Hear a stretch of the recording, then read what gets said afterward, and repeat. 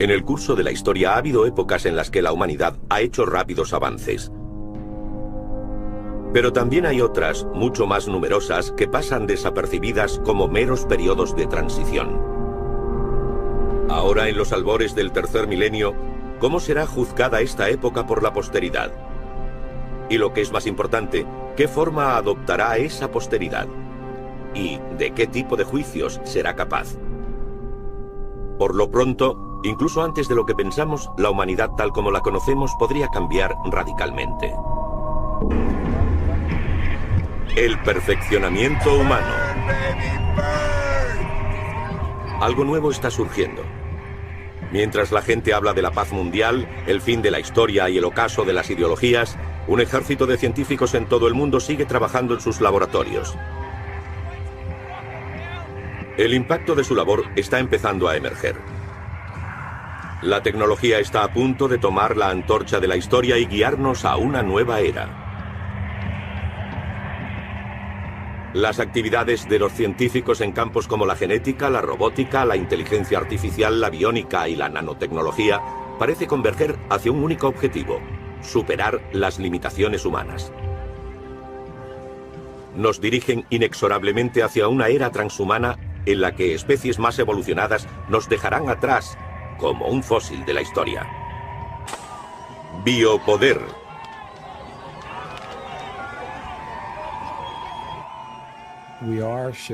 Estamos cambiando a una base transhumana. Hemos superado la época humanista y ahora debemos redefinir el concepto de humanidad. Nos guste o no, nos estamos convirtiendo en cibernéticos, en transhumanos. Ahora tenemos la oportunidad de hacer las cosas mejor que la naturaleza. ¿Por qué no tener un brazo más fuerte del que tenemos? ¿Por qué no correr más rápido? ¿Por qué no tener una piel más resistente? Si alguien tiene que trasplantarse un ojo para poder ver, ¿por qué limitarse a lo visual? ¿Por qué no añadirle el tipo de visión que tienen los murciélagos, con ultrasonidos? ¿Imaginan un cuerpo diseñado por Versace? ¿Imaginan un cuerpo diseñado por Terry Mugler? Estos individuos, el fallecido Versace era un diseñador increíble. ¿Y si fuera un transhumano? ¿Y si fuera un artista que quisiera combinar arte y ciencia? Apuesto a que sus diseños para un cuerpo futuro serían sorprendentes. Por el momento no estamos dispuestos a violar los límites humanos, pero cada vez tenemos más capacidad para hacerlo. Eso es lo que queremos.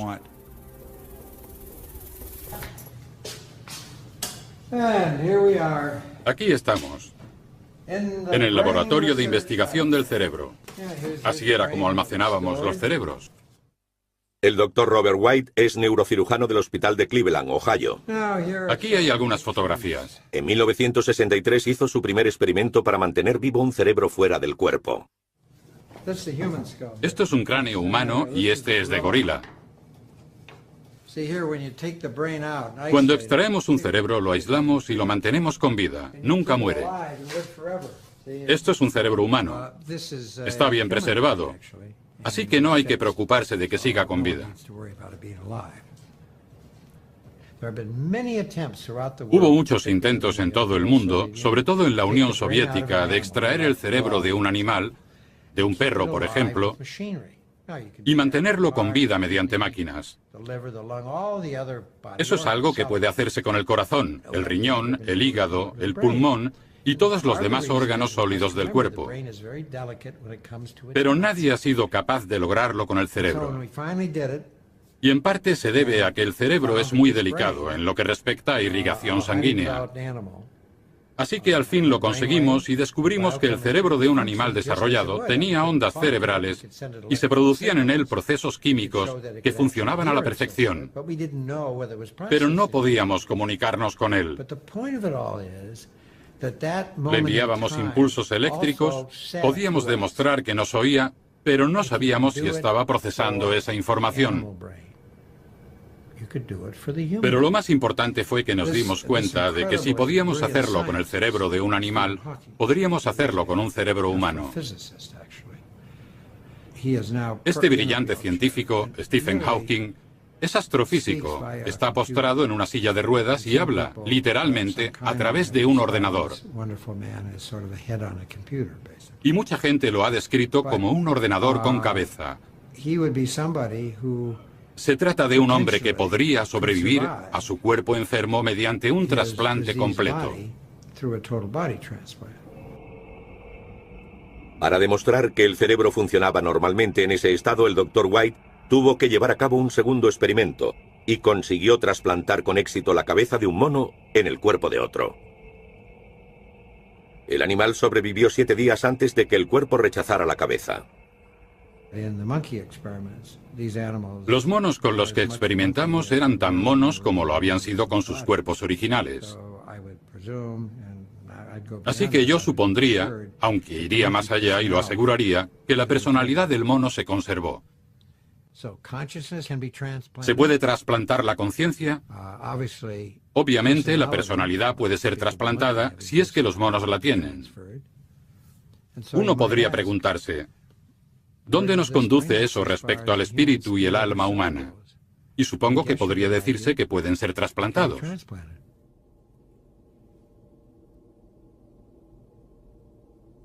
Nos estamos convirtiendo en objetos del diseño de conciencia, y las implicaciones que eso conlleva son enormes, porque hasta ahora hemos forjado el mundo que nos rodea de un modo radical.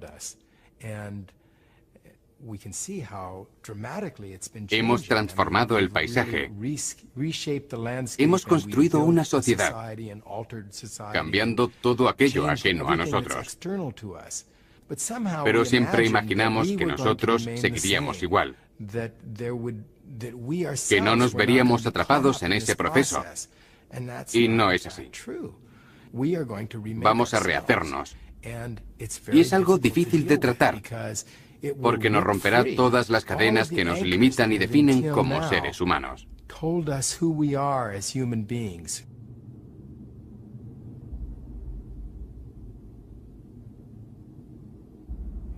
Estamos en el final de la definición de lo que es un ser humano normal.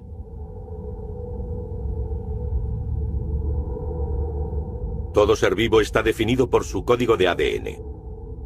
El ADN es una larga cadena de parejas formadas por 4 moléculas diferentes llamadas A, T, C y G, que se encuentran en todas las células. En esencia, es un código de barras digital que nos define como seres humanos, igual que define al resto de formas de vida del planeta. Solo la variedad de combinaciones de estos 4 elementos nos diferencia a unos de otros. El proyecto Genoma Humano comenzó en 1990 como la empresa tecnológica más ambiciosa de la historia, con un presupuesto muy superior al de la carrera espacial a la Luna, y en el que participaron cientos de laboratorios en todo el mundo con un mismo objetivo.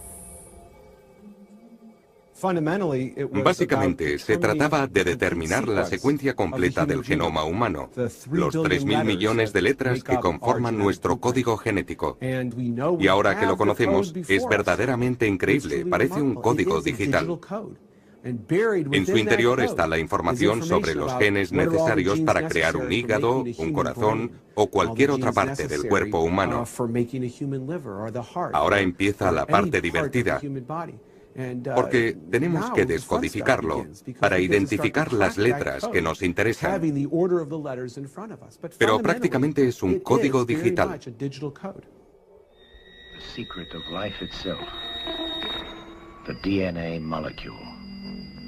A genetic discovery that could give man the ability to create life to specifications.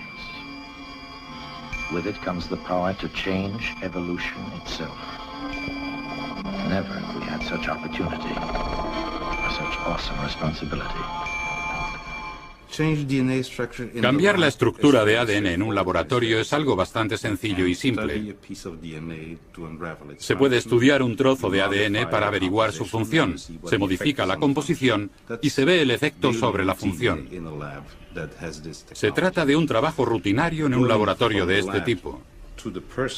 Pasar del laboratorio a la persona, a la terapia, en teoría es igual de sencillo. En la práctica, se ha demostrado que puede resultar algo más difícil. El motivo es que no sabemos exactamente qué trozos de ADN utilizar. Aún no hemos tenido suficiente éxito a la hora de colocar un trozo de ADN determinado en las células correctas. Hemos aprendido a hacerlo de la naturaleza. Pero, ¿qué es una infección viral? Se trata de un virus que se adhiere a las células, entra en ellas y utiliza sus componentes para multiplicarse. Si cogemos ese virus y le quitamos las partes peligrosas, se adherirá a la célula, pero no podrá dañarla. No obstante, podemos darle la capacidad de eliminar trozos dañados de la cadena de ADN y sustituirlos por buenos. Este es un mecanismo que se utiliza actualmente en terapia genética. La capacidad de manipular nuestros genes tiene implicaciones obvias. Podemos cambiar el ADN para prevenir o curar enfermedades hereditarias o alterar el de los donantes de órganos para que el cuerpo de los receptores no los rechace. El órgano ni siquiera necesita proceder de otro ser humano. Podría ser perfectamente de un animal. Los cerdos podrían ser una buena fuente de riñones y otros órganos para el trasplante. Pero debido a las diferencias entre las dos especies, el riñón o el hígado del cerdo serían rechazados por el cuerpo humano. De modo que si consiguiésemos humanizar esos órganos, añadiéndole un poco de ADN humano, haciendo que las células fuesen más humanas, habría muchas probabilidades de que el paciente no los rechazara. Actualmente se está intentando humanizar tejido animal y es una industria en expansión porque necesitamos más órganos.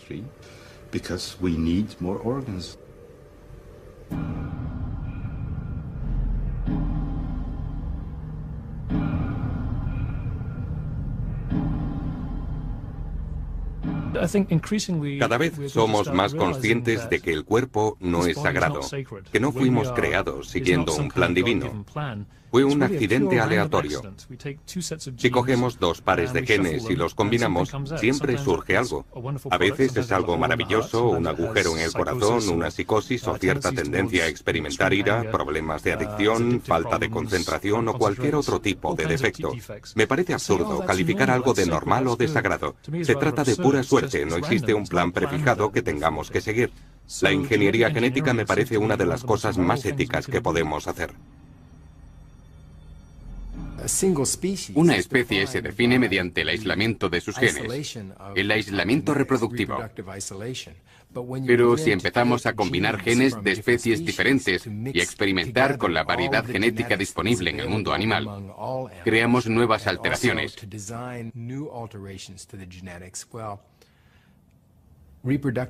Y el aislamiento reproductivo deja de tener sentido. Imaginen la cantidad de formas que podrían evolucionar en el futuro.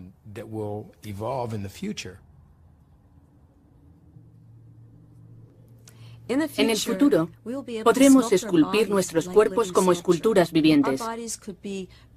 Serán hermosos diseños electrónicos que brillarán como prismas a la luz de la mañana. Podremos cambiar de forma y convertirnos en trozos de mármol o mutar en fluidos luminiscentes con forma de serpiente. Después de todo, el cuerpo no es más que una extensión de la moda. Podríamos reconfigurar el cuerpo humano para conseguir volar, a pesar de que somos demasiado pesados. Algunos animales vuelan, como los murciélagos, pero son más ligeros. Pero es una pregunta interesante porque plantea el problema de no utilizar la genética solo para curar a un hombre, sino para convertirlo en un superhombre, haciéndole avanzar. Nuestro futuro no es intentar frenar la ingeniería genética, sino utilizarla del modo en que mejor nos sirva. Si podemos, nuestros hijos serán más inteligentes y sanos, y vivirán más tiempo gracias a nuestras alteraciones genéticas. ¿Por qué no íbamos a hacerlo? Si un niño pudiera vivir 2 siglos y otro solo 80 años, porque sus padres no estaban de acuerdo con hacerle algunos cambios genéticos, no creo que estuviera muy contento con esa decisión. Lo mismo ocurriría si su coeficiente intelectual fuera normal y el del resto de su clase fuera mucho mayor gracias a la manipulación biológica o genética. Se sentiría furioso.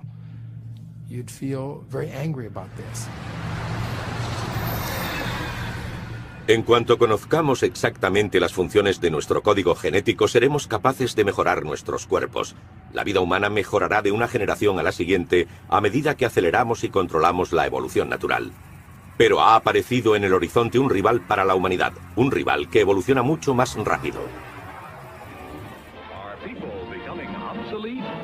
A giant electronic brain has started cogitating at the University of Pennsylvania.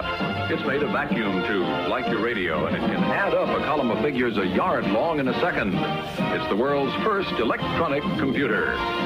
Right now, it's solving mathematical problems for the U.S. Army, but who knows, someday a machine like this may check up on your income tax.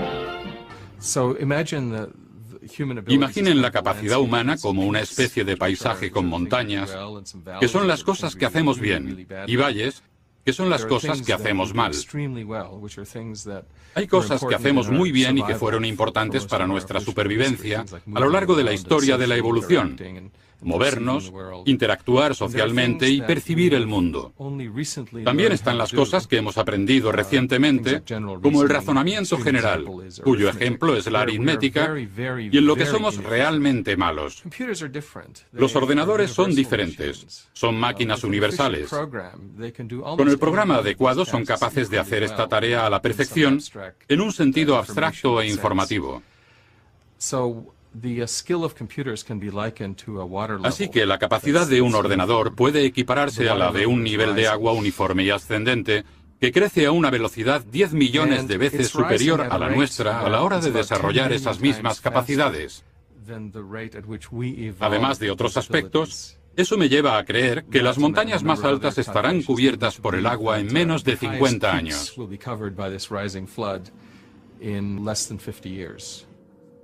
Pero una vez que el nivel de la competencia informática haya superado a la de los mejores ingenieros humanos, estos dejarán de existir para dar paso a los ingenieros robóticos o informáticos. We might one day duplicate man, his form, his body, his actions and reactions, carefully engineered for lifelike appearance. La inteligencia no biológica crece exponencialmente.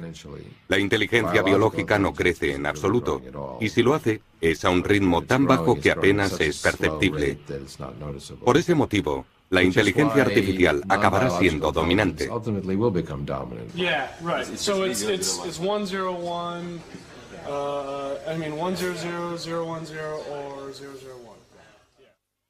¿Se convertirán los ordenadores en seres conscientes? Hacen cálculos utilizando ceros y unos. Por eso mucha gente, entre ellos algunos científicos, cree que nunca serán nada más que sofisticadas máquinas de cálculo.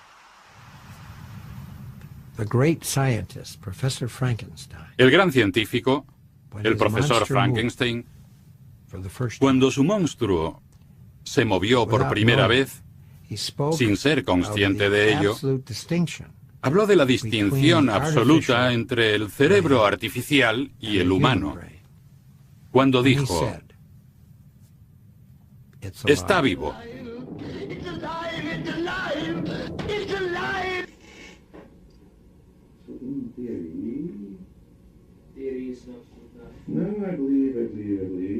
La diferencia entre la inteligencia artificial y la biológica puede resumirse en una palabra: vida. Al menos eso es lo que cree el Dr. White. De hecho, cuesta imaginar que un día las máquinas digitales creadas por nosotros tengan conciencia. Al final se confunde hasta que se cae de culo. Ahí está. Entonces, ¿por qué pensamos en nosotros como en mecanismos únicos y sagrados? Después de todo, también estamos definidos por un código digital, nuestro ADN. El enfoque actual para la inteligencia artificial no es programar seres conscientes, sino dejar que los robots aprendan por sí mismos, adquiriendo conocimientos paso a paso, igual que nosotros. No metemos ninguna programación a estas máquinas. Lo que hacemos es crear una topología neurológica similar al diseño de nuestro sistema nervioso, con el cerebro en la parte superior y los pequeños tentáculos que llegan hasta nuestros músculos. Y como no tiene más opción, cuando lo encendemos, aprenden a caminar. Se puede ver claramente. Cuando se levanta, se vuelve un poco loco. Y las patas parecen sufrir una especie de epilepsia hasta que aprende a seguir adelante. Vean. Acaba de aprender a andar. Se ha programado a sí mismo en un periodo de tiempo muy corto. La gente casi siempre asume que primero se crea el cerebro y de él surge el resto del cuerpo. Por el contrario, más de la mitad de las especies de este planeta no tienen cerebro para expresarse, pero logran sobrevivir y moverse en su entorno de manera eficaz. Así que hemos intentado evolucionar los robots desde lo básico, y en el proceso no hemos desarrollado cerebros, pero sí sistemas nerviosos muy efectivos.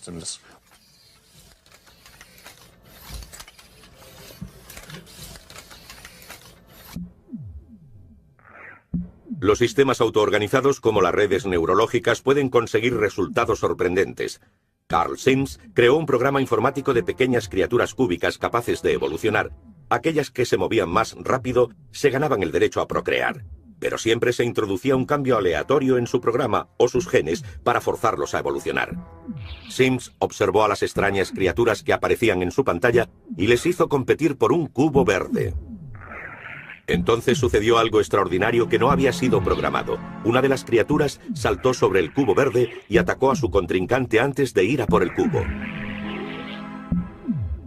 La evolución había producido una criatura más capaz de competir y por ello de sobrevivir. Era solo un programa informático, pero autoorganizado.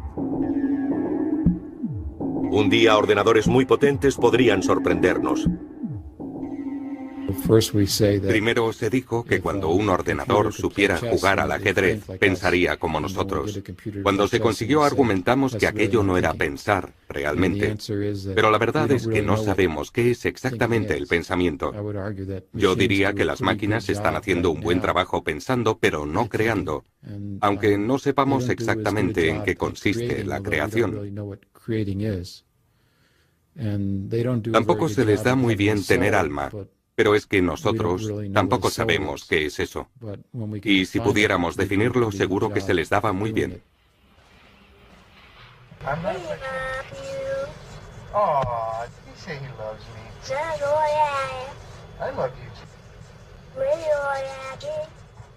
Si damos cuerpos a las máquinas, si construimos entidades corpóreas y las dejamos formar parte de nuestra comunidad desde el primer momento para que aprendan a interaccionar con nosotros, a distinguirnos del entorno, automáticamente surgirán cosas como el amor.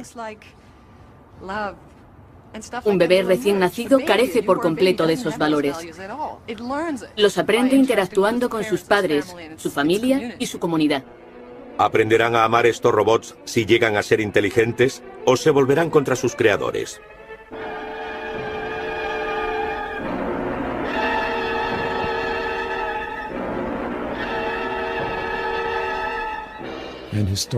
Históricamente los humanos nunca han llevado bien el hecho de cohabitar con otras especies similares a la nuestra.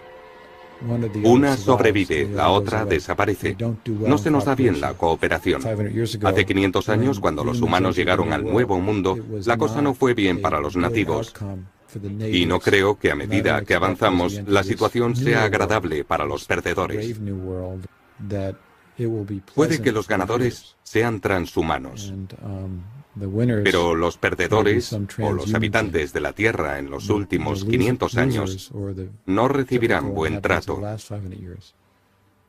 Al menos eso es lo que demuestra la historia de la humanidad, desde la desaparición de los neandertales con la llegada de los Homo sapiens. No supieron coexistir pese a ser tan similares.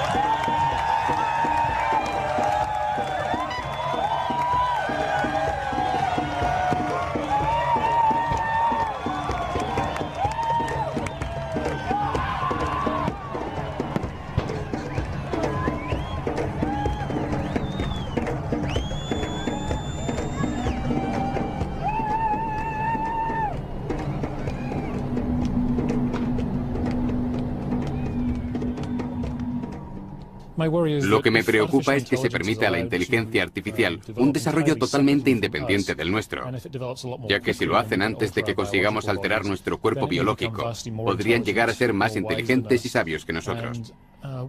Nos quedaríamos atrás, y yo preferiría ir por delante de las criaturas más avanzadas.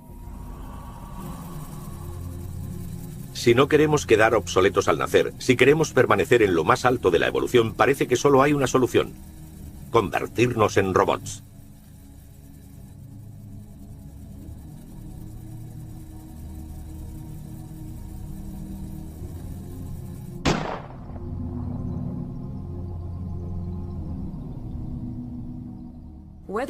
Nos guste o no, nos estamos convirtiendo en cibernéticos, en transhumanos. El transhumano es una evolución de humano a poshumano. Dejaremos de ser exclusivamente biológicos y tendremos muchos añadidos artificiales. ¿Caminamos desnudos? No. Llevamos ropa, llevamos gafas, llevamos tapones para los oídos. Se trata de añadidos muy básicos para nuestra biología, pero también tenemos prótesis y marcapasos. Poco a poco iremos viendo prótesis mucho más avanzadas hasta que, al final, tengamos cuerpos protésicos. El ser humano está muy bien diseñado, pero tiene algunos fallos, y uno de ellos es que no está diseñado para la era moderna. La era industrial se equipa más rápido que nosotros y de modo tan grande que podría aplastarnos.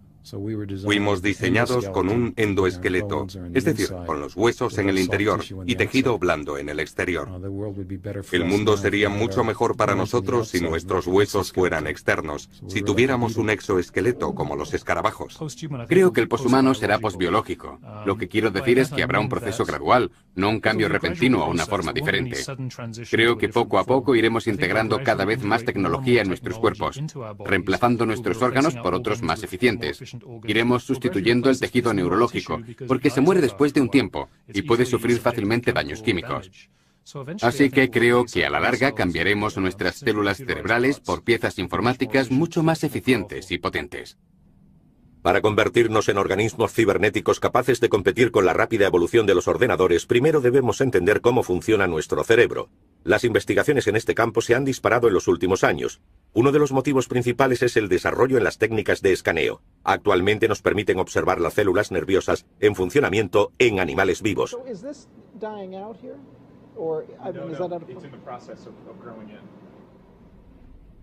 La técnica está basada en las medusas fluorescentes. El Dr. Littman aisló el gen responsable de la fluorescencia. Lo implantó en ratones y continuó sus experimentos hasta que obtuvo un ratón solo con las células cerebrales fluorescentes. Han sido modificados genéticamente y sus características son ahora hereditarias. Tenemos una variedad de ratón amarillo, otra de ratón azul y otra en la que solo hemos marcado unas cuantas células. Estamos creando ratones con múltiples colores. Los llamamos ratones arcoíris. Mediante esta técnica se pueden observar las células nerviosas, establecer conexiones entre ellas y emitir señales. Es bastante sorprendente y precioso ver las células nerviosas. Se conocen desde hace mucho tiempo, pero nunca se había podido observar en animales vivos. Actualmente esta técnica se utiliza en muchos laboratorios que unen esfuerzos para comprender el funcionamiento del cerebro. Otros científicos utilizan un método totalmente diferente. Aíslan las células del cerebro y las cultivan en pequeñas placas sobre chips informáticos. El problema de esta técnica es que resulta extremadamente difícil colocar las células en el punto exacto de conexión. Un equipo de investigadores de IMEC ha resuelto el problema. Colocaron sobre el chip una plantilla de un producto que a las células les encanta comer. Mientras lo consumían se quedaban adheridas en el punto exacto, en tanto que la dirección de sus tentáculos queda delimitada por la plantilla. De este modo se puede controlar toda la red de células nerviosas.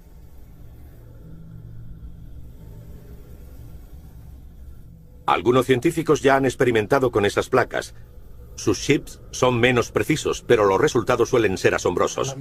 Permitidme que desconecte las luces. El doctor de Mars, por ejemplo, intenta comunicarse con sus placas y enseñarles varias tareas.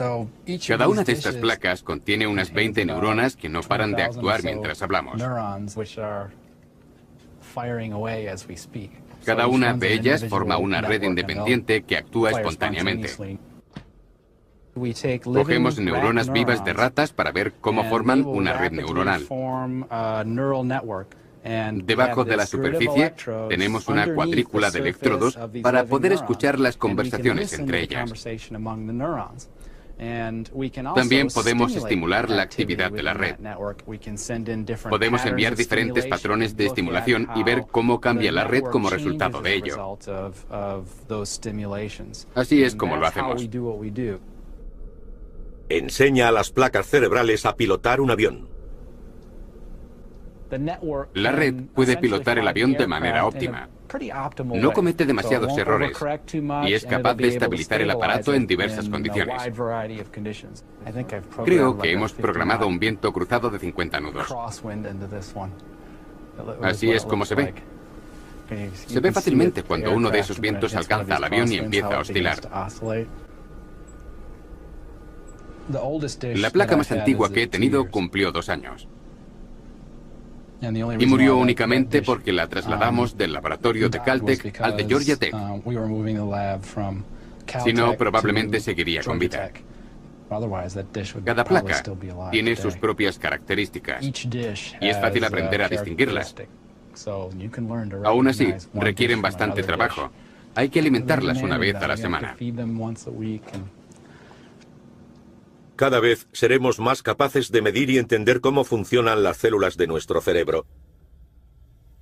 ¿Pero seremos capaces de descifrar nuestra consciencia? Los experimentos de la doctora Yan Dan han demostrado que es posible leer y entender el cerebro. No sabía que habíamos empezado de nuevo. Así que esto es una película digitalizada. Se la mostramos al animal y grabamos la actividad de sus neuronas visuales. Y estas señales eléctricas grabadas las enviamos por estos cables. Ha conseguido captar la visión del cerebro de un gato y reconstruir lo que ve en una pantalla de ordenador. Esto es una película digitalizada. Un fragmento de Indiana Jones. O eso creo. Aquí vemos las dos imágenes juntas.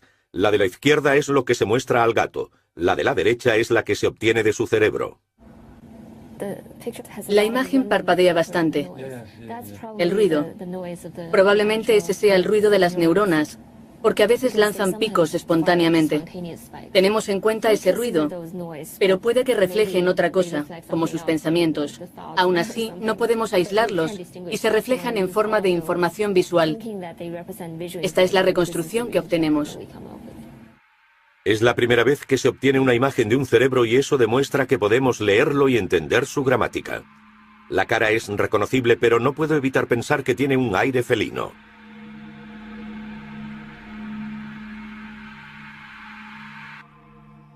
El doctor Theodore Berger es director del Instituto de Ingeniería Neurológica de la Universidad de Southern California.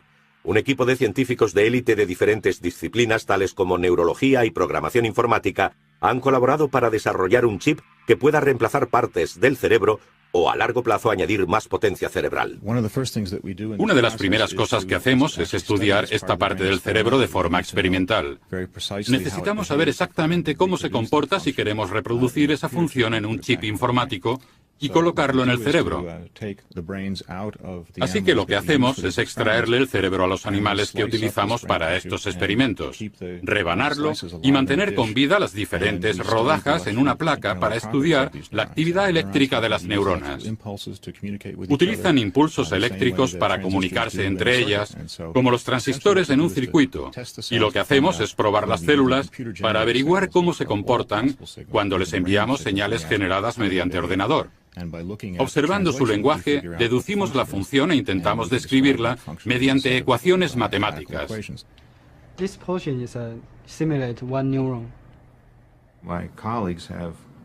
Mis colegas han tomado ese modelo matemático y han construido un circuito en un microchip muy pequeño, 1 milímetro por 1 milímetro, para que podamos extraer parte del hipocampo, que es como un circuito, y sustituirlo por el microchip.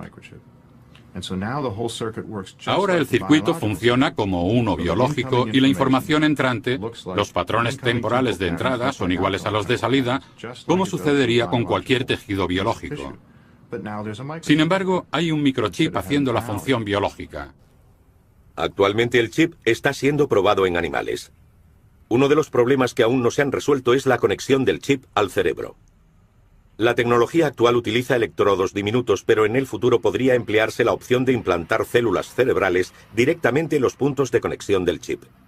Estas podrían ser forzadas a conectarse en puntos exactos del cerebro para crear una interfaz perfecta.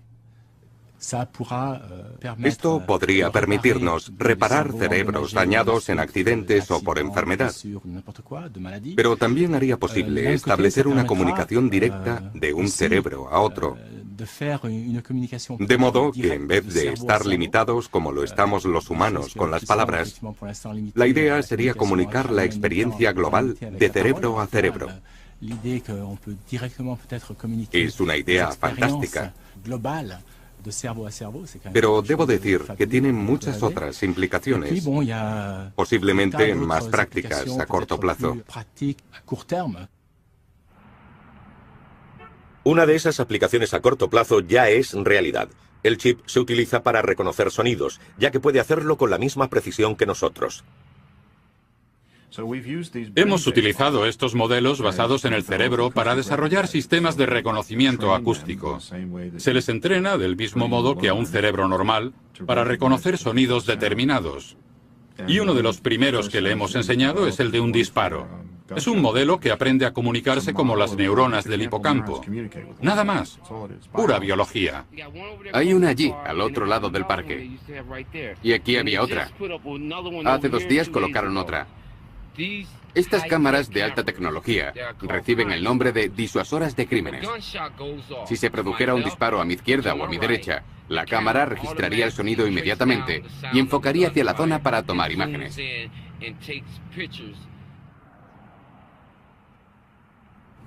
Actualmente no se puede comprar ningún sistema de reconocimiento de señales de voz o de cualquier otro sonido. No funcionan, pero así lo hace el cerebro. Y como nuestros modelos se basan en él, tenemos que trabajar en esa dirección. La cuestión es que no hay cámaras instaladas en los barrios de blancos. Pero nosotros tenemos 5 o 6. El barrio negro está siendo vigilado.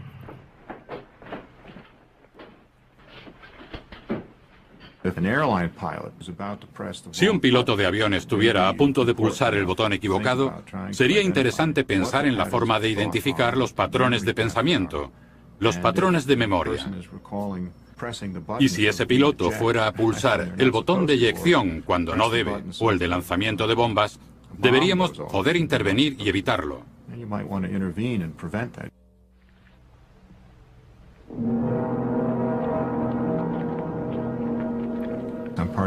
En la Agencia de Investigación de Proyectos Avanzados de Defensa, intentamos comprender exactamente eso.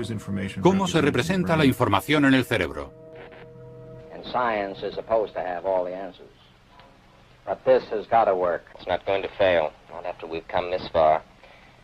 We have here, for all practical purposes, a normal human being, except for his electronic sensory control system, of course.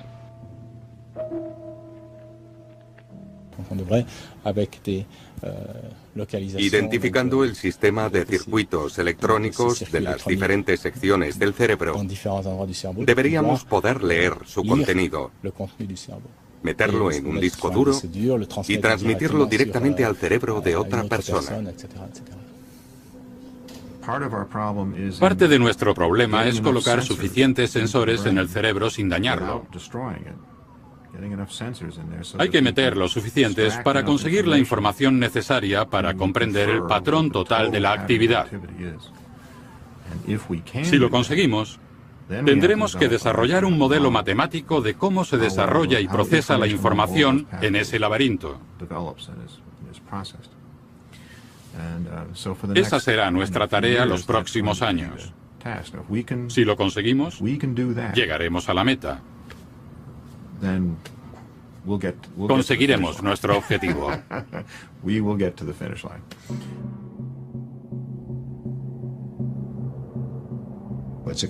Sería demasiado conservador decir que para el 2025 seremos capaces de conocer todo lo que sucede en nuestro cerebro. Las conexiones neuronales, las claves sinápticas, los neurotransmisores y crear una enorme base de datos copiando cada célula al detalle para poder introducir esa información en un ordenador con capacidad suficiente y crear una copia del proceso de pensamiento que tiene lugar en nuestras mentes. En realidad se trata de una prueba de que somos capaces de desentrañar los secretos de la inteligencia que existe en el cerebro humano. Una vez que hemos escaneado esa información, también podemos comprender y ver cómo está organizado y mejorarlo o extenderlo. Podemos aumentar la memoria o hacer que funcione más rápido e incluso ampliar las capacidades perceptivas. Transferir la mente a un ordenador. Este parece ser el sueño de muchos científicos. Liberarnos de nuestros cuerpos que se están quedando obsoletos en este mundo tecnológico para pasar a ser espíritus libres en un ciberespacio.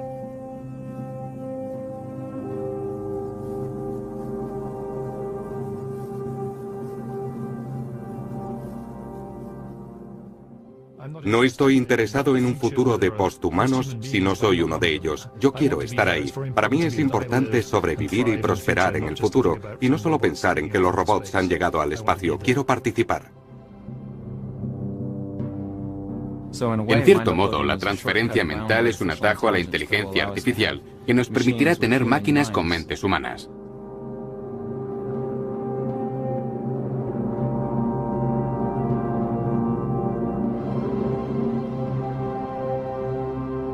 Espero que quepamos en un CD-ROM de 600 megabytes.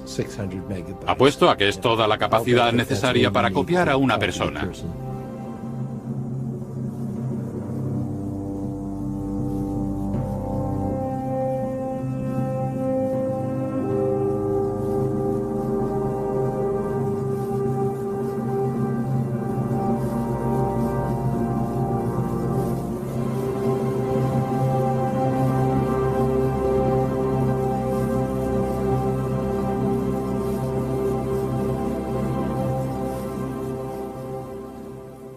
Es un momento difícil para predecir cómo serán esos nuevos humanos. Es importante incluir un tercer componente, lo virtual junto a lo artificial y la carne. Pero es difícil predecir cómo será esa combinación en un contexto cooperativo en vez de competitivo. Será interesante. Será una buena época en la que vivir. No puedo esperar a que pasen 50 años para conocer la respuesta.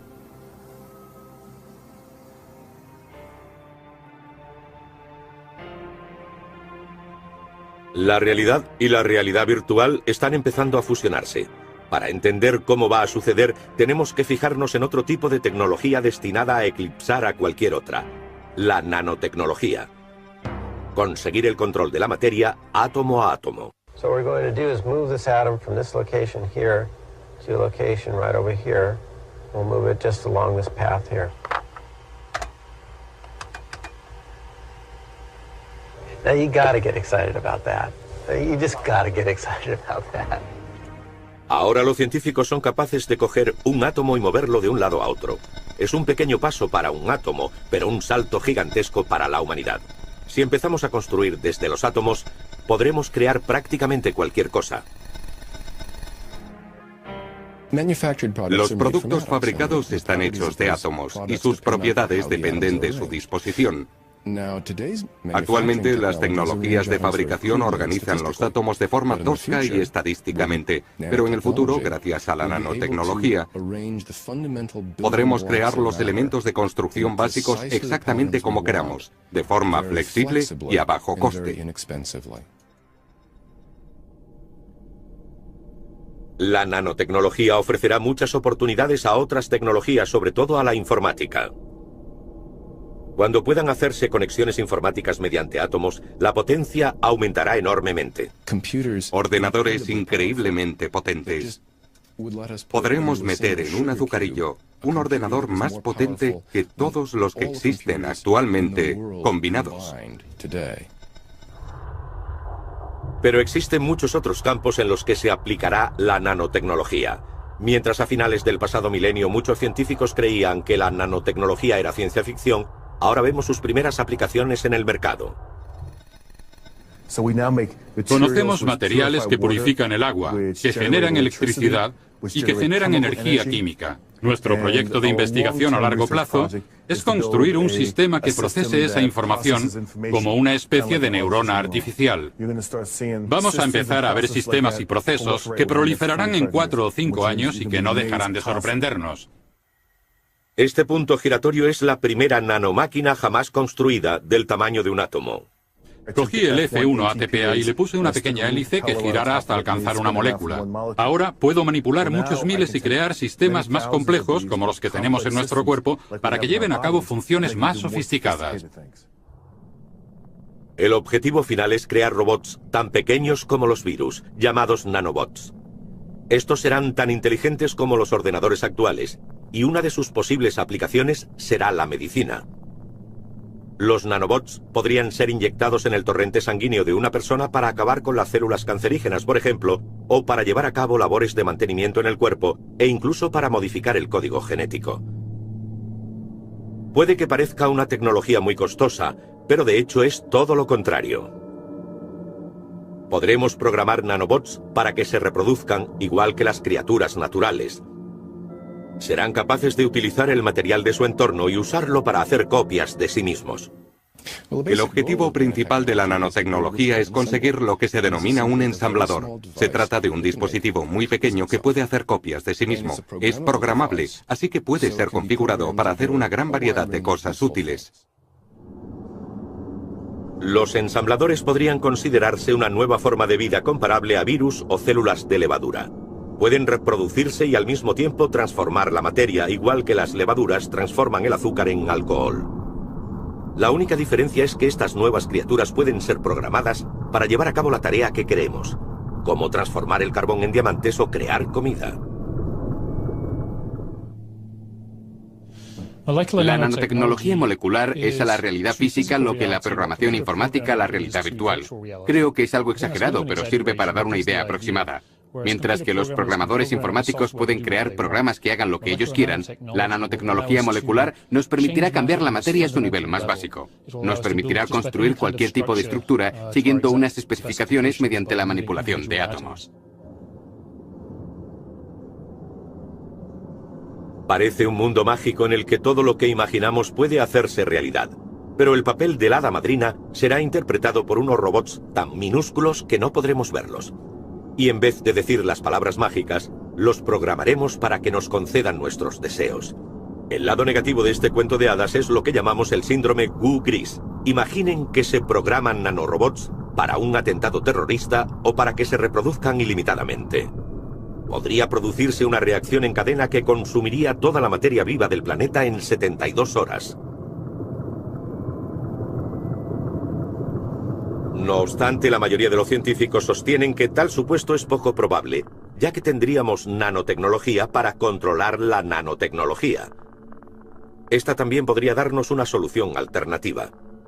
Seríamos capaces de inyectar una serie de nanobots en nuestros cuerpos para que localizaran nuestras células cerebrales y copiaran su funcionamiento. Sin esfuerzo grabaríamos una copia de seguridad de nuestra conciencia que se introduciría en un ordenador para su posterior utilización, o donde podría combinarse con otras almas y programas informáticos. De ese modo estaríamos listos para abandonar este planeta e iniciar la exploración del universo.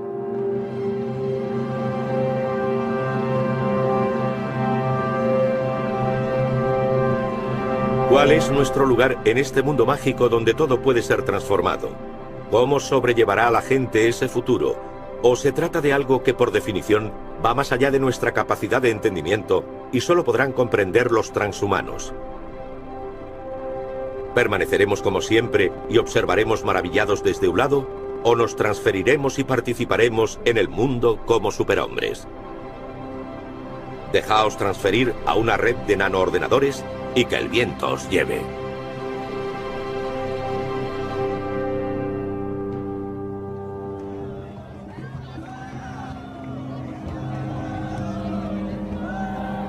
Es importante admitir que la epopeya posthumana se acerca. En serio. Es lo que queremos. Y se puede ver escrito en las páginas de las revistas. Las palabras del profeta están escritas en las paredes del metro. Por el momento no estamos dispuestos a violar los límites humanos, pero cada vez tenemos más capacidad para hacerlo. Pero también es importante destacar que este no es el final de la historia, que no soluciona todos nuestros problemas y que crea otros nuevos que se intensificarán. Habrá más de un tipo de posthumanidad. Y el mero hecho de que dejemos de ser humanos no significa que no volvamos a sufrir los mismos problemas de personalidad que antes. Eso no nos liberará de nosotros mismos y probablemente acentúe los matices y no lo contrario. No vamos a convertirnos en máquinas como Robocop. Solo tendremos nuevas habilidades y poderes. Lo cual supone un problema, porque a mayor poder, más responsabilidad, no menos.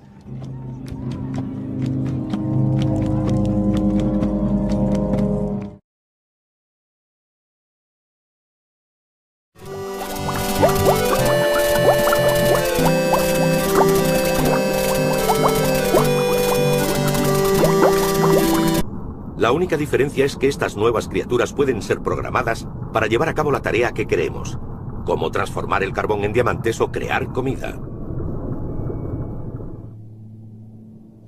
La nanotecnología molecular es a la realidad física lo que la programación informática a la realidad virtual. Creo que es algo exagerado, pero sirve para dar una idea aproximada.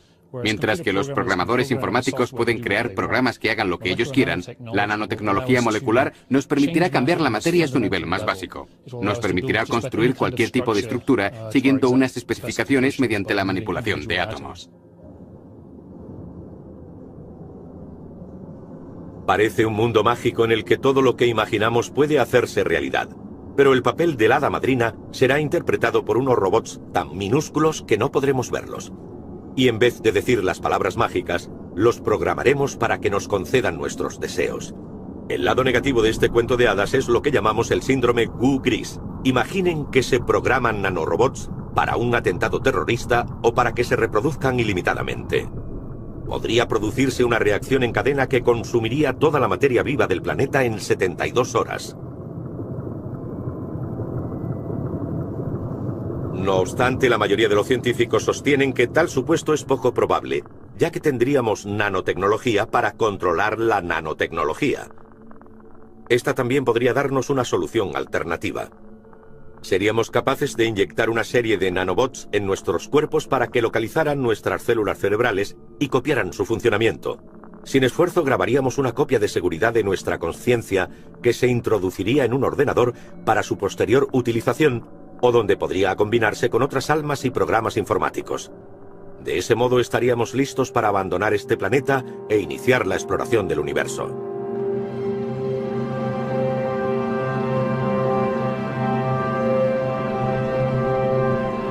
¿Cuál es nuestro lugar en este mundo mágico donde todo puede ser transformado? ¿Cómo sobrellevará a la gente ese futuro? ¿O se trata de algo que por definición va más allá de nuestra capacidad de entendimiento y solo podrán comprender los transhumanos? ¿Permaneceremos como siempre y observaremos maravillados desde un lado? ¿O nos transferiremos y participaremos en el mundo como superhombres? Dejaos transferir a una red de nanoordenadores y que el viento os lleve.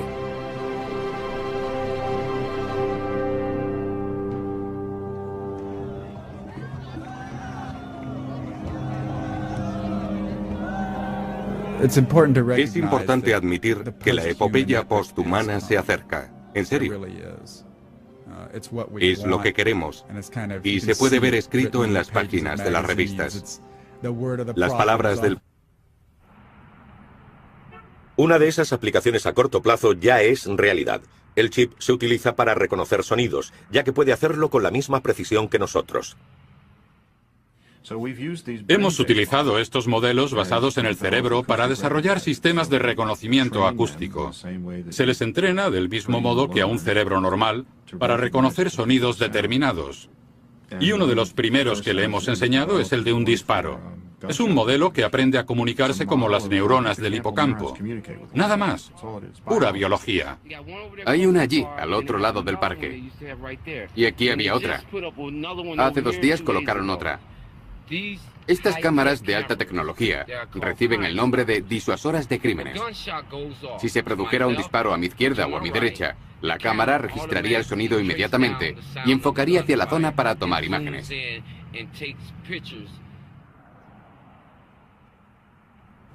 Actualmente no se puede comprar ningún sistema de reconocimiento de señales de voz o de cualquier otro sonido. No funcionan.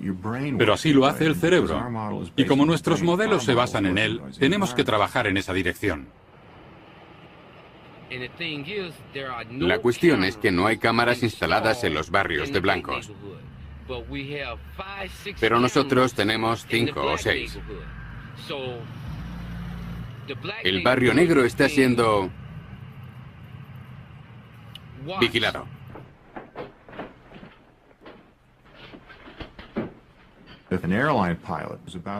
Si un piloto de avión estuviera a punto de pulsar el botón equivocado, sería interesante pensar en la forma de identificar los patrones de pensamiento, los patrones de memoria. Y si ese piloto fuera a pulsar el botón de eyección cuando no debe, o el de lanzamiento de bombas, deberíamos poder intervenir y evitarlo.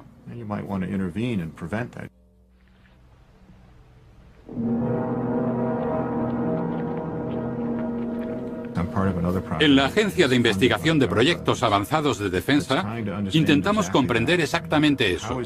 ¿Cómo se representa la información en el cerebro? Science is supposed to have all the answers. But this has got to work. It's not going to fail, not after we've come this far. We have here, for all practical purposes, a normal human being, except for his electronic sensory control system, of course.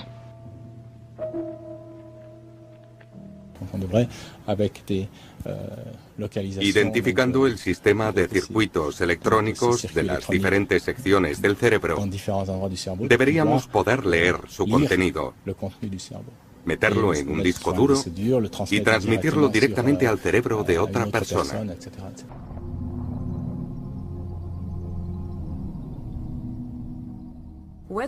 Nos guste o no, nos estamos convirtiendo en cibernéticos, en transhumanos. El transhumano es una evolución de humano a poshumano. Dejaremos de ser exclusivamente biológicos y tendremos muchos añadidos artificiales. ¿Caminamos desnudos? No. Llevamos ropa, llevamos gafas, llevamos tapones para los oídos. Se trata de añadidos muy básicos para nuestra biología, pero también tenemos prótesis y marcapasos. Poco a poco iremos viendo prótesis mucho más avanzadas hasta que, al final, tengamos cuerpos protésicos. El ser humano está muy bien diseñado, pero tiene algunos fallos, y uno de ellos es que no está diseñado para la era moderna. La era industrial se equipa más rápido que nosotros y de modo tan grande que podría aplastarnos. Fuimos diseñados con un endoesqueleto, es decir, con los huesos en el interior y tejido blando en el exterior. El mundo sería mucho mejor para nosotros si nuestros huesos fueran externos, si tuviéramos un exoesqueleto como los escarabajos. Creo que el poshumano será posbiológico. Lo que quiero decir es que habrá un proceso gradual, no un cambio repentino a una forma diferente. Creo que poco a poco iremos integrando cada vez más tecnología en nuestros cuerpos, reemplazando nuestros órganos por otros más eficientes. Iremos sustituyendo el tejido neurológico, porque se muere después de un tiempo y puede sufrir fácilmente daños químicos. Así que creo que a la larga cambiaremos nuestras células cerebrales por piezas informáticas mucho más eficientes y potentes. Para convertirnos en organismos cibernéticos capaces de competir con la rápida evolución de los ordenadores, primero debemos entender cómo funciona nuestro cerebro. Las investigaciones en este campo se han disparado en los últimos años. Uno de los motivos principales es el desarrollo en las técnicas de escaneo. Actualmente nos permiten observar las células nerviosas en funcionamiento en animales vivos.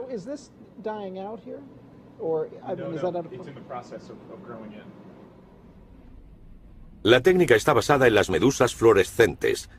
El Dr. Littman aisló el gen responsable de la fluorescencia.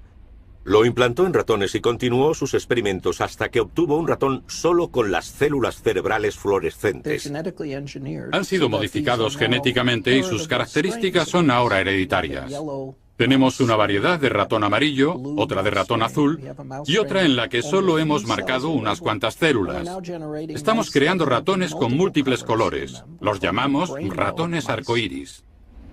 Mediante esta técnica se pueden observar las células nerviosas, establecer conexiones entre ellas y emitir señales. Es bastante sorprendente y precioso ver las células nerviosas. Se les entrena del mismo modo que a un cerebro normal para reconocer sonidos determinados. Y uno de los primeros que le hemos enseñado es el de un disparo. Es un modelo que aprende a comunicarse como las neuronas del hipocampo. Nada más. Pura biología. Hay una allí, al otro lado del parque. Y aquí había otra. Hace 2 días colocaron otra. Estas cámaras de alta tecnología reciben el nombre de disuasoras de crímenes. Si se produjera un disparo a mi izquierda o a mi derecha, la cámara registraría el sonido inmediatamente y enfocaría hacia la zona para tomar imágenes.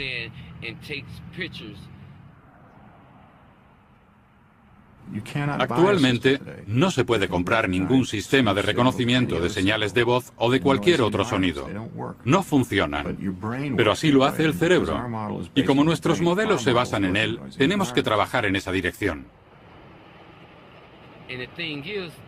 La cuestión es que no hay cámaras instaladas en los barrios de blancos. Pero nosotros tenemos 5 o 6. El barrio negro está siendo vigilado.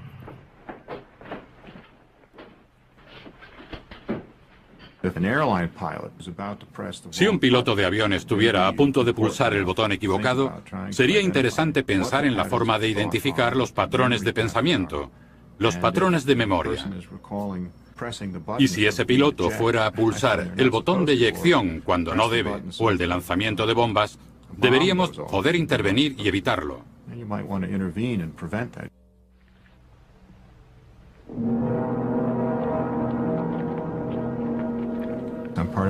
En la Agencia de Investigación de Proyectos Avanzados de Defensa, intentamos comprender exactamente eso.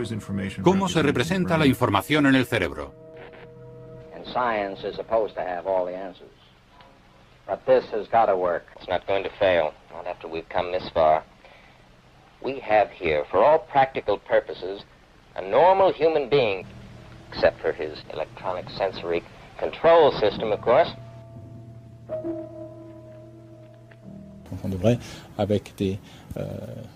Identificando el sistema de circuitos electrónicos de las diferentes secciones del cerebro, deberíamos poder leer su contenido, meterlo en un disco duro y transmitirlo directamente al cerebro de otra persona.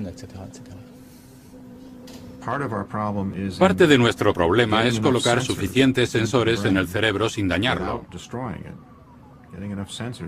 Hay que meter los suficientes para conseguir la información necesaria para comprender el patrón total de la actividad. Si lo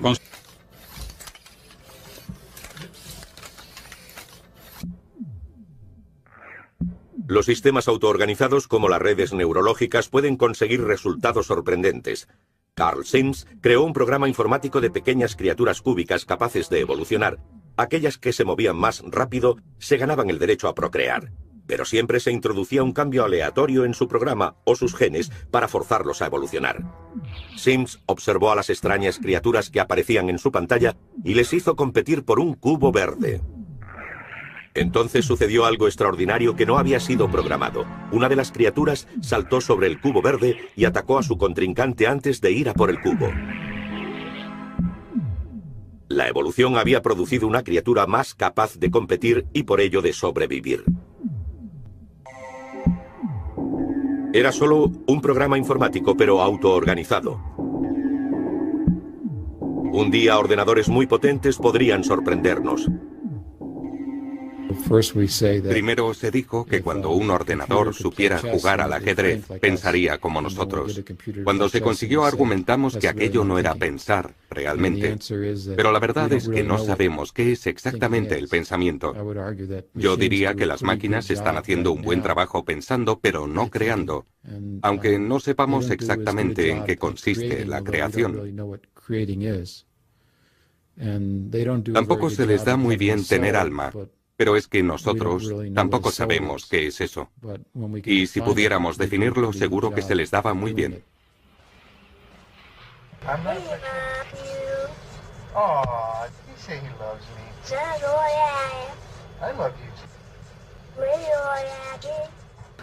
Si damos cuerpos a las máquinas, si construimos entidades corpóreas y las dejamos formar parte de nuestra comunidad desde el primer momento para que aprendan a interaccionar con nosotros, a distinguirnos del entorno, automáticamente surgirán cosas como el amor. Un bebé recién nacido carece por completo de esos valores. Los aprende interactuando con sus padres, su familia y su comunidad.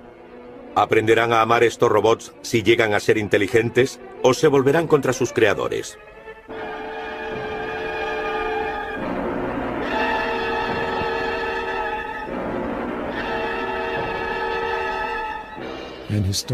Históricamente los humanos nunca han llevado bien el hecho de cohabitar con otras especies similares a la nuestra. Una sobrevive, la otra desaparece. No se nos da bien la cooperación. Hace 500 años, cuando los humanos llegaron al Nuevo Mundo, la cosa no fue bien para los nativos. Y no creo que a medida que avanzamos, la situación sea agradable para los perdedores. Síndrome Gu Gris. Imaginen que se programan nanorobots para un atentado terrorista o para que se reproduzcan ilimitadamente. Podría producirse una reacción en cadena que consumiría toda la materia viva del planeta en 72 horas. No obstante, la mayoría de los científicos sostienen que tal supuesto es poco probable, ya que tendríamos nanotecnología para controlar la nanotecnología. Esta también podría darnos una solución alternativa. Seríamos capaces de inyectar una serie de nanobots en nuestros cuerpos para que localizaran nuestras células cerebrales y copiaran su funcionamiento. Sin esfuerzo grabaríamos una copia de seguridad de nuestra conciencia que se introduciría en un ordenador para su posterior utilización o donde podría combinarse con otras almas y programas informáticos. De ese modo estaríamos listos para abandonar este planeta e iniciar la exploración del universo.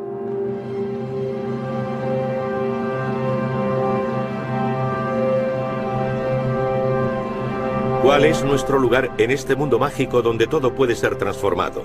¿Cómo sobrellevará a la gente ese futuro? ¿O se trata de algo que por definición va más allá de nuestra capacidad de entendimiento y solo podrán comprender los transhumanos? ¿Permaneceremos como siempre y observaremos maravillados desde un lado? ¿O nos transferiremos y participaremos en el mundo como superhombres? Dejaos transferir a una red de nanoordenadores y que el viento os lleve.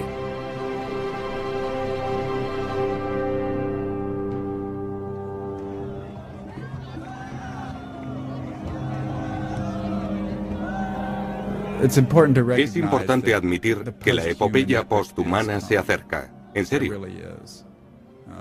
Es lo que queremos. Y se puede ver escrito en las páginas de las revistas. Las palabras del profeta están escritas en las paredes del metro. Por el momento no estamos dispuestos a violar los límites humanos, pero cada vez tenemos más capacidad para hacerlo. Pero también es importante destacar que este no es el final de la historia, que no soluciona todos nuestros problemas y que crea otros nuevos que se intensificarán. Habrá más de un tipo de posthumanidad. Y el mero hecho de que dejemos de ser humanos no significa que no volvamos a sufrir los mismos problemas de personalidad que antes. Eso no nos liberará de nosotros mismos y probablemente acentúe los matices y no lo contrario. No vamos a convertirnos en máquinas como Robocop. Solo tendremos nuevas habilidades y poderes. Lo cual supone un problema, porque a mayor poder, más responsabilidad, no menos.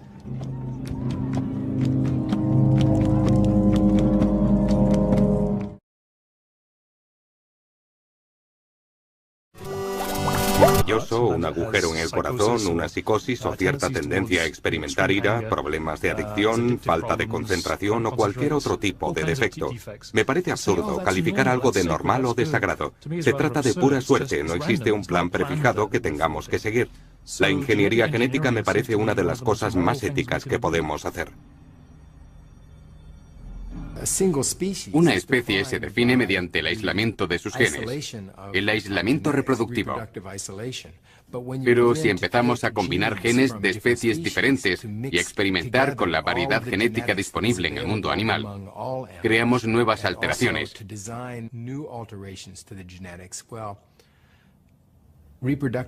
Y el aislamiento reproductivo deja de tener sentido.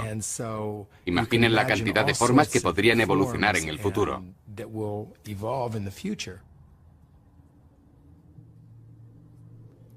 En el futuro, podremos esculpir nuestros cuerpos como esculturas vivientes.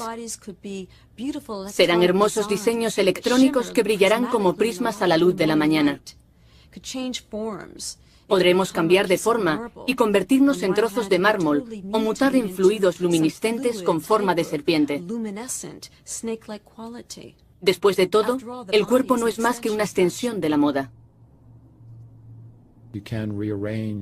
Podríamos reconfigurar el cuerpo humano para conseguir volar, a pesar de que somos demasiado pesados. Algunos animales vuelan, como los murciélagos, pero son más ligeros.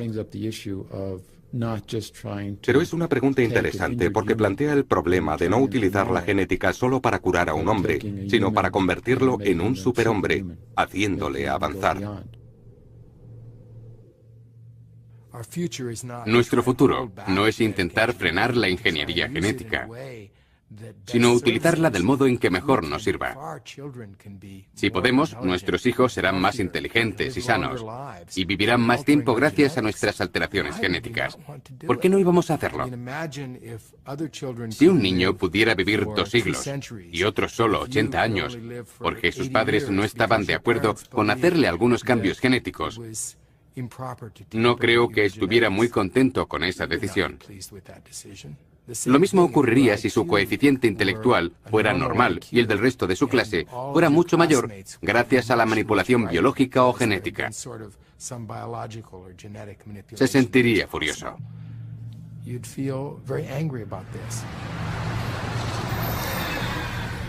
En cuanto conozcamos exactamente las funciones de nuestro código genético, seremos capaces de mejorar nuestros cuerpos. La vida humana mejorará de una generación a la siguiente a medida que aceleramos y controlamos la evolución natural.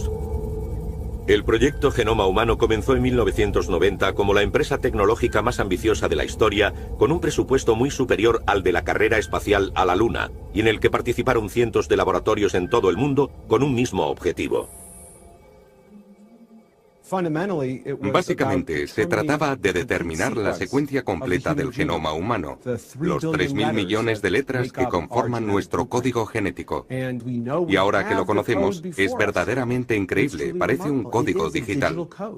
En su interior está la información sobre los genes necesarios para crear un hígado, un corazón o cualquier otra parte del cuerpo humano. Ahora empieza la parte divertida, porque tenemos que descodificarlo para identificar las letras que nos interesan. Pero prácticamente es un código digital. The secret of life itself, the DNA molecule, a genetic discovery that could give man the ability to create life to specifications. With it comes the power to change evolution itself. Never have we had such opportunity, or such awesome responsibility. Cambiar la estructura de ADN en un laboratorio es algo bastante sencillo y simple. Se puede estudiar un trozo de ADN para averiguar su función, se modifica la composición y se ve el efecto sobre la función. Se trata de un trabajo rutinario en un laboratorio de este tipo. Pasar del laboratorio a la persona, a la terapia, en teoría es igual de sencillo. En la práctica, se ha demostrado que puede resultar algo más difícil.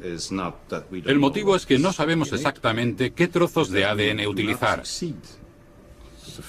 Aún no hemos tenido suficiente éxito a la hora de colocar un trozo de ADN determinado en las células correctas. Hemos aprendido a hacerlo de la naturaleza. Pero, ¿qué es una infección viral? Se trata de un virus que se adhiere a las células, entra en ellas y utiliza sus componentes para multiplicarse. Si cogemos ese virus y le quitamos las partes peligrosas, se adherirá a la célula, pero no podrá dañarla. No obstante, podemos darle la capacidad de eliminar trozos dañados de la cadena de ADN y sustituirlos por buenos.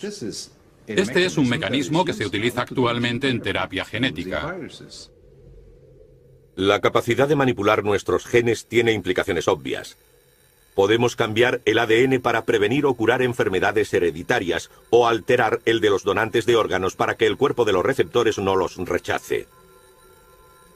El órgano ni siquiera necesita proceder de...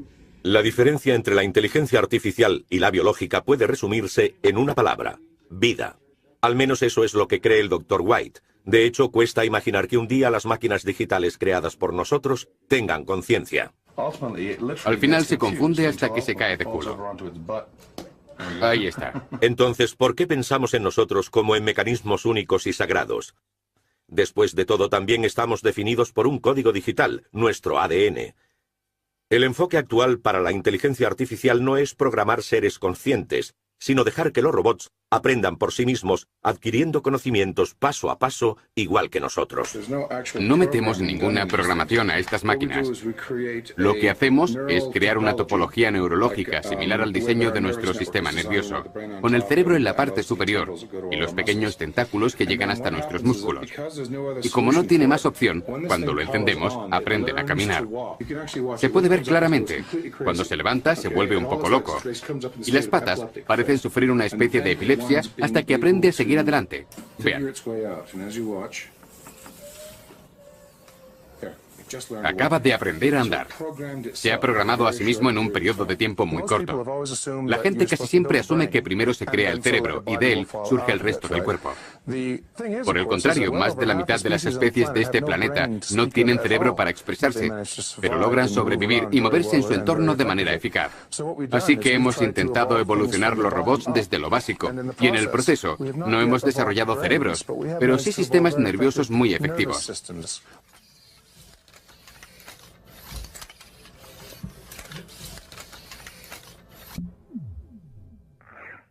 Los sistemas autoorganizados como las redes neurológicas pueden conseguir resultados sorprendentes. Carl Sims creó un programa informático de pequeñas criaturas cúbicas capaces de evolucionar. Aquellas que se movían más rápido se ganaban el derecho a procrear. Pero siempre se introducía un cambio aleatorio en su programa o sus genes para forzarlos a evolucionar. Sims observó a las extrañas criaturas que aparecían en su pantalla y les hizo competir por un cubo verde. Entonces sucedió algo extraordinario que no había sido programado. Una de las criaturas saltó sobre el cubo verde y atacó a su contrincante antes de ir a por el cubo. La evolución había producido una criatura más capaz de competir y por ello de sobrevivir. Era solo un programa informático, pero autoorganizado. Un día ordenadores muy potentes podrían sorprendernos. Primero se dijo que cuando un ordenador supiera jugar al ajedrez, pensaría como nosotros. Cuando se consiguió, argumentamos que aquello no era pensar realmente. Pero la verdad puede controlar toda la red de células nerviosas.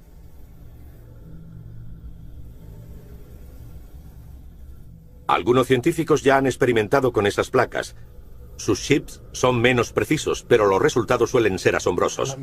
Permitidme que desconecte las luces. El doctor de Mars, por ejemplo, intenta comunicarse con sus placas y enseñarles varias tareas. Cada una de estas placas contiene unas 20 neuronas que no paran de actuar mientras hablamos. Cada una de ellas forma una red independiente que actúa espontáneamente. Cogemos neuronas vivas de ratas para ver cómo forman una red neuronal. Debajo de la superficie tenemos una cuadrícula de electrodos para poder escuchar las conversaciones entre ellas. También podemos estimular la actividad de la red. Podemos enviar diferentes patrones de estimulación y ver cómo cambia la red como resultado de ello. Así es como lo hacemos. Enseña a las placas cerebrales a pilotar un avión. La red puede pilotar el avión de manera óptima. No comete demasiados errores y es capaz de estabilizar el aparato en diversas condiciones. Creo que hemos programado un viento cruzado de 50 nudos. Así es como se ve.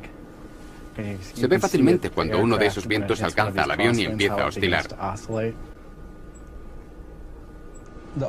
La placa más antigua que he tenido cumplió 2 años.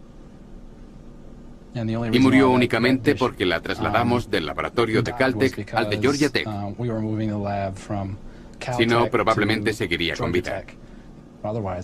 Cada placa tiene sus propias características y es fácil aprender a distinguirlas. Aún así, requieren bastante trabajo. Hay que alimentarlas una vez a la semana. Cada vez seremos más capaces de medir y entender cómo funcionan las células de nuestro cerebro. ¿Pero seremos capaces de descifrar nuestra conciencia? Los experimentos de la doctora Jan Dan han demostrado que es posible leer y entender el cerebro. No sabía que habíamos empezado de nuevo. Así que esto es una película digitalizada. Se la mostramos al animal y grabamos la actividad de sus neuronas visuales. Y estas señales eléctricas grabadas las enviamos por estos cables. Ha conseguido captar la visión del cerebro de un gato y reconstruir lo que ve en una pantalla de ordenador. Esto es una película digitalizada. Un fragmento de Indiana Jones. O eso creo. Aquí vemos las dos imágenes juntas. La de la izquierda es lo que se muestra al gato. La de la derecha es la que se obtiene de su cerebro.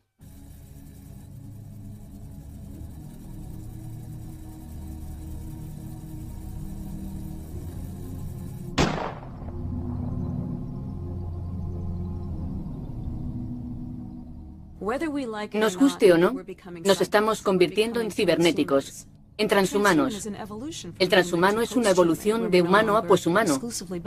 Dejaremos de ser exclusivamente biológicos y tendremos muchos añadidos artificiales. ¿Caminamos desnudos? No. Llevamos ropa, llevamos gafas, llevamos tapones para los oídos. Se trata de añadidos muy básicos para nuestra biología, pero también tenemos prótesis y marcapasos. Poco a poco iremos viendo prótesis mucho más avanzadas hasta que, al final, tengamos cuerpos protésicos. El ser humano está muy bien diseñado, pero tiene algunos fallos, y uno de ellos es que no está diseñado para la era moderna. La era industrial se equipa más rápido que nosotros y de modo tan grande que podría aplastarnos. Fuimos diseñados con un endoesqueleto, es decir, con los huesos en el interior y tejido blando en el exterior. El mundo sería mucho mejor para nosotros si nuestros huesos fueran externos, si tuviéramos un exoesqueleto como los escarabajos. Creo que el poshumano será posbiológico. Lo que quiero decir es que habrá un proceso gradual, no un cambio repentino a una forma diferente. Creo que poco a poco iremos integrando cada vez más tecnología en nuestros cuerpos, reemplazando nuestros órganos por otros más eficientes. Iremos sustituyendo el tejido neurológico, porque se muere después de un tiempo y puede sufrir fácilmente daños químicos. Así que creo que a la larga cambiaremos nuestras células cerebrales por piezas informáticas mucho más eficientes y potentes. Para convertirnos en organismos cibernéticos capaces de competir con la rápida evolución de los ordenadores, primero debemos entender cómo funciona nuestro cerebro. Las investigaciones en este campo se han disparado en los últimos años. Uno de los motivos principales es el desarrollo en las técnicas de escaneo. Actualmente nos permiten observar las células nerviosas en funcionamiento en animales vivos.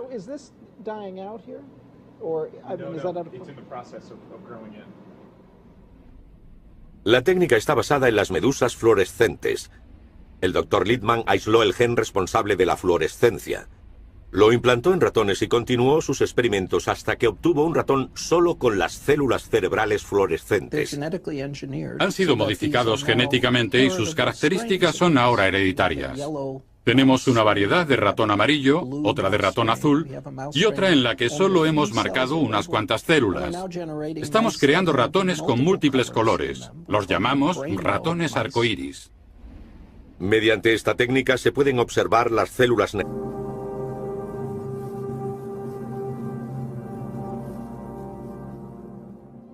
No estoy interesado en un futuro de posthumanos si no soy uno de ellos. Yo quiero estar ahí. Para mí es importante sobrevivir y prosperar en el futuro, y no solo pensar en que los robots han llegado al espacio. Quiero participar.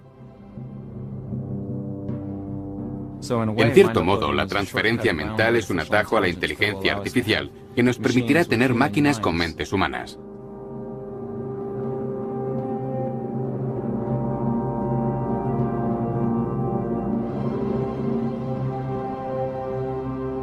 Espero que quepamos en un CD-ROM de 600 megabytes.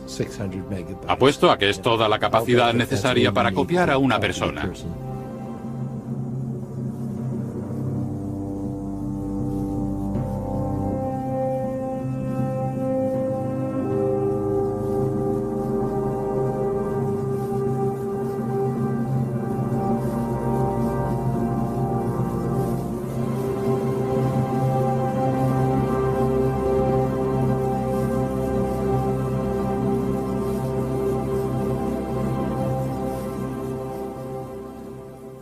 Es un momento difícil para predecir cómo serán esos nuevos humanos. Es importante incluir un tercer componente, lo virtual junto a lo artificial y la carne. Pero es difícil predecir cómo será esa combinación en un contexto cooperativo en vez de competitivo. Será interesante. Será una buena época en la que vivir. No puedo esperar a que pasen 50 años para conocer la respuesta.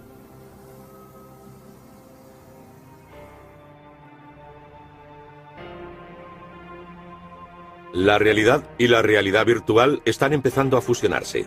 Para entender cómo va a suceder, tenemos que fijarnos en otro tipo de tecnología destinada a eclipsar a cualquier otra: la nanotecnología. Conseguir el control de la materia átomo a átomo. So what we're going to do is move this atom from this location here to a location right over here. We'll move it just along this path here. Now you gotta get excited about that. You just gotta get excited about that. Ahora los científicos son capaces de coger un átomo y moverlo de un lado a otro. Es un pequeño paso para un átomo, pero un salto gigantesco para la humanidad. Si empezamos a construir desde los átomos, podremos crear prácticamente cualquier cosa. Los productos fabricados están hechos de átomos y sus propiedades dependen de su disposición. Actualmente las tecnologías de fabricación organizan los átomos de forma tosca y estadísticamente, pero en el futuro,